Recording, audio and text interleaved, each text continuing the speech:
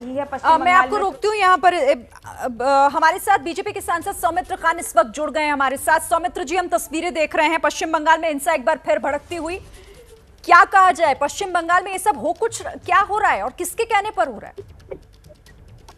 पश्चिम बंगाल पे एक आदत हो गया, जो ममता बनर्जी का सरकार आने के बाद हमारे कोई धर्म का ठीक नहीं रहते, पूरा का पूरा कुछ एंटी सोशल।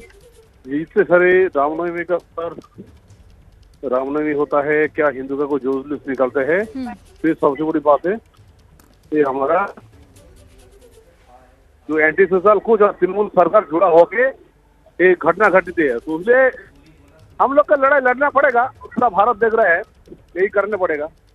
सौमित्र जी, आज जो इंसिडेंट हुआ है उसके बारे में आप बता पाएंगे कि आखिर ये शोभा यात्रा निकल रही थी, फिर अचानक से क्या हुआ? अभी नाम उतर रहा हूँ, तो उतरने के बाद आपको बोल रहा हूँ। ठीक है। थोड़ी देर पहले हम दिलीप घोष को भी सुन रहे थे, वो ये कह रहे थे कि ये सब कुछ जो हो रहा है वो साजिशन हो रहा है।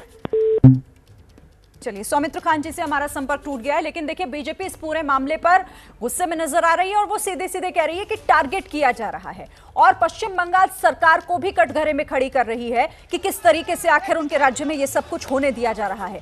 दोनों तस्वीरों को फिर से आपको हम दिखा रहे हैं कि कैसे रामनवमी के दिन जो हिंसा भड़की वो आज तक भी जारी है। आज एक शोभा यात्रा निकाली जा रही थी और उस दौरान वहां पर हिंसा हो जाती है, वहां पर पत्थरबाजी होती है और उसके बाद किस तरीके से देखिए अफरा तफरी का माहौल साफ इन तस्वीरों में झलक रहा है, जो ये सवाल उठाता है कि पश्चिम बंगाल में आखिर ये सब कुछ हो क्या रहा है और किसके निशाने पर यहाँ कौन है। पश्चिम बंगाल से दो तस्वीरें, हावड़ा की तस्वीरें हैं रामनवमी के दिन की, दूसरी तस्वीर अब से थोड़ी ही देर पहले हुगली की है और दोनों ही तस्वीरों में यहाँ पत्थरबाजी करते हुए, आगजनी करते हुए, हिंसा फैलाते हुए ये तमाम लोग भी दिख रहे हैं। और ये